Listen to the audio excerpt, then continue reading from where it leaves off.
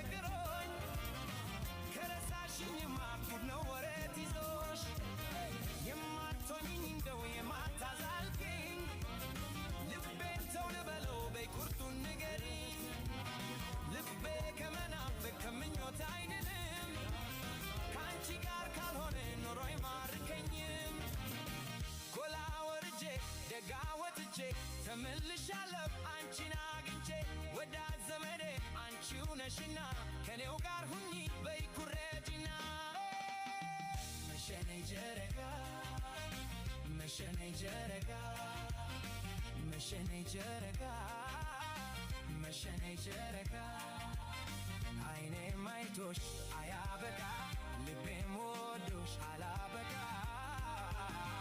መሸኔ ጀረጋ